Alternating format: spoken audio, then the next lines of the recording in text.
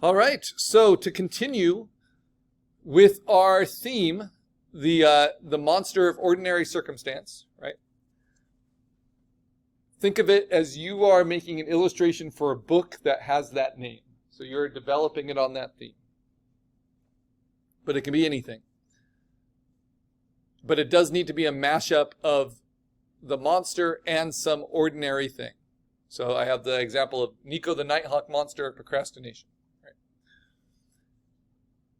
So step one is to post our rough sketch. So these were some of my inspirations.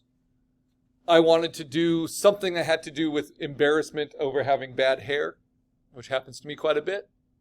So I wanted to choose a unicorn because they're a magical creature and you think they could never have bad hair. But I want to really emphasize visually this idea of embarrassment to the point where it makes the unicorn monstrous. So I found this folkloric monster. I think it's from Mexican folklore. I'd have to research it again to be sure. It might have been South American. But of this horse with a flaming head, right? So here are some examples, some inspirations. But I wanted it to look kind of cutesy unicorn as well and just play that irony. So this is the inspiration, and then the sketch is this. So I'm going to post it, and I just did it on an index card. This is the first requirement. And it is a rough sketch. If you wanted to make it a refined sketch, that would mean that you would thumbnail, a few rough ideas, then choose the best one, and work that up, right? And if you wanted to do that, that's what I would do if I was getting paid for this. That's always good practice. But I just require a rough concept sketch. And it's not a bad idea to write out the concept kind of like I did here, just to kind of clarify it in your mind, though you're not required to. So I'm just going to, you can take a photo of it. I'm just going to make it really easy with the FaceTime app. And I'm going to do a screen grab. And I'm going to make sure I get all of it. Right. And now, here's the next step. I'm going to post it just as I sketched it. But before I move on to digital inking it, I'm going to use what I know about manipulating images in a raster program to improve on my rough concept sketch, like the proportions of it. I don't like that. And I can improve it in a really easy way just on my photo by just opening it up in preview and maybe cropping it.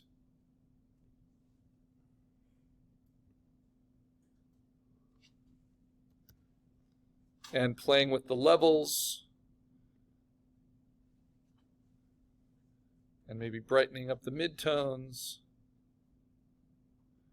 But this is actually a nice test of your sketch too. Because I did it in FaceTime, this is reversed. So my actual sketch was done this way. And really, if it's a good, strong shape, it should work in both orientations. Right? So it's a nice way to check it. Artists will sometimes have a mirror at their desk to be able to check how things look when reversed. It's a pretty common technique. All right, so I am going to reverse it. Because even though I do think it works both ways, I like it better this way. And then I'm going to try posting it again. Hopefully I won't get the error. Because when you do a screen grab, it is just a PNG. So that is an online format. And hopefully we're not going to have canvas troubles. And then I shrink it down. Good. And then you save it. And remember, we can keep editing, we can keep adding. Now, what do I do with this sketch? Well, I need to start a new folder. This is for assignment 5. So our first assignment since the midterm. And because it's something I'm still working on, I make it a yellow, like a yellow light. This is what needs my attention. And then I'm going to drag that refined sketch into it. Okay, now I'm going to open this up in Photoshop. Now, digital inking, I'm going to show you two different methods for it. And the second method I show you is the one I prefer. So I want you to understand both of them. Feel free to try both of them a little bit, but know that you have options, okay? Because the end goal is to get line art that is a clean vector, like this example. So, in Photoshop, what can I do to improve this sketch? Well, I can duplicate it, Command-J, and then I can immediately do Command-T, right-click inside the transform box, and warp it. So I can push and pull it like a logo design, like a creature concept composite. The silhouette really matters. The proportions really matter. And playing with it digitally, like I want the cutesy unicorn, but I also want to play up the head on fire, right? And maybe play down the rainbow tail. And I've already played down the horn a little bit, right? So I'm looking to kind of just push and pull it so that it feels more comfortable that way. And I really shrunk the tail. So you can see the difference. This is what I sketched. Because as you're sketching, you're just kind of adapting to what you put down and you're growing it. And even though I did some basic shapes, right? I think this one is a little bit cutesier in its proportions. Not quite My Little Pony cutesy, right? But not so like real elongated horse body. Does that make sense? Think of it like caricature.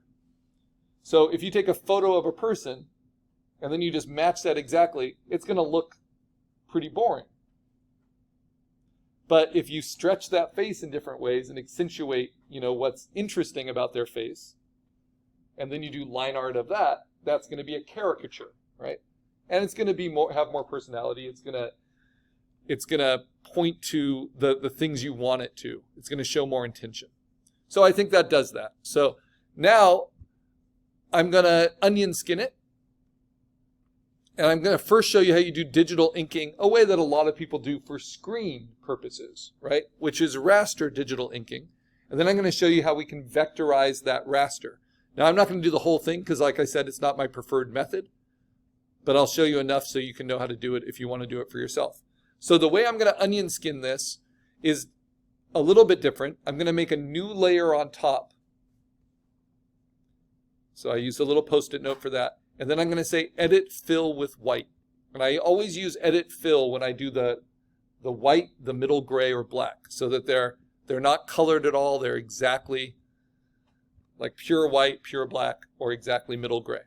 Now I'm going to take that opacity down quite a bit, or not quite a bit, like leaving quite a bit of the white. So I want it at about 70% opacity. So that's basically like onion skinning the opacity of the sketch to about 30%. Then I'm going to lock the underlying layers so I don't accidentally draw on them. Okay, now I'm going to create a new layer on top, and I'm going to call it digital inking, raster, just to show you. I might even give it a color. I'll make it fuchsia. Why not? Okay. Now, this is where our knowledge of raster imaging comes in. Right now, this was based on a screen grab from FaceTime. I need to make sure my pixel size is what I need. Right now, it's 9 by 7 inches by 72. It's screen resolution. This is the problem. Students will ask me, can I do this in Clip Studio? Can I do it in Procreate? And I say, yes, you can.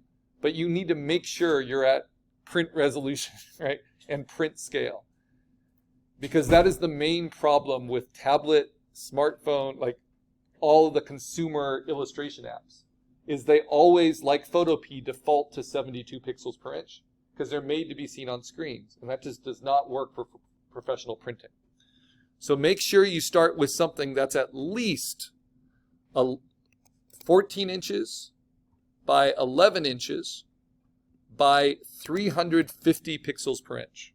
So we are making this large, larger than 8 by 10. Because if you're going to do raster digital inking, you want it to be clean, which also means it takes up a lot of memory, right? But because all I did was just a pencil sketch, it softens those lines a lot, but they're still very clear for me to ink on top of. Okay, so now, how do I digitally ink? I'm at the right resolution, I'm at the right size. I've set it up now. So before I go too much further, I want to save it. So I want to save this as, no longer just a screenshot. This is Karl assignment 5. This is saying large document format because that's what I did last. But assignment 5, this is my digital inking of my unicorn. All right, embarrassed unicorn. I'm going to do it to the desktop. So now I have it all set up. What's next? We are going to use the paintbrush tool, and we are going to use the defaults on the paintbrush tool for foreground and background color. So to get the defaults, you click on this little icon that's hovering above these squares. That will give you solid black in the foreground and white in the background. Then we're going to use the drop down. And for this project, this is not digital painting yet. We are not going to customize our brush unless for whatever reason you want to for your digital inking. But I'm going to try to show you clean digital inking. So I am going to use the hard round pressure brush, which means it's 100% hard. I set the size and it's pressure sensitive on the tablet for its width. So this is like a brush pen. If I press lightly, let's make it a little bit bigger so you can see. If I press lightly, it'll be nice and thin. If I press harder, it will be thicker. Okay. Notice as well, like I just did that, and I'm pretty trained at this. This is called an animator's line. You keep it really confident, but you see how shaky that is? Maybe you like that, maybe you don't. But you have options. There is the smoothing scale. This is something Photoshop has added because of programs like Procreate and Clip Studio. And in smoothing, I can scale this up. I usually like a smoothing of around 60%. And as I ink here, it will automatically smooth it for me, but it will also slow it down. I hold spacebar to move around it, and then continue.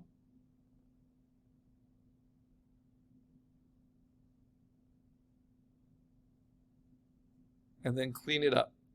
Now in classic inking technique, you want to thin your lines.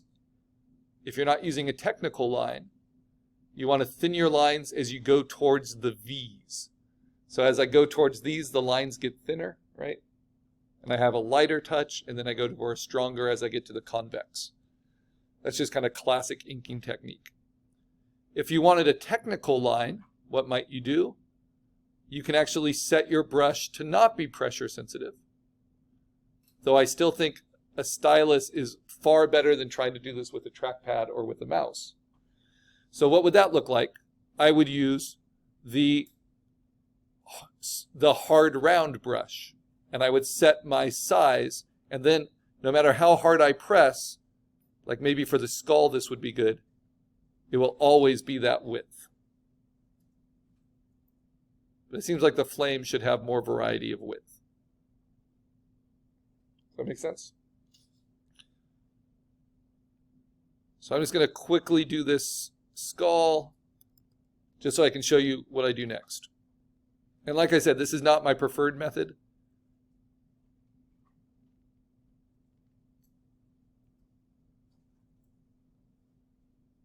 But after working on, this is the main kind of illustration I get paid to do and have done for decades, especially kind of editorial cartoons for newspapers. What I used to do is ink them by hand and then try to clean them up in the computer just by using image adjustments.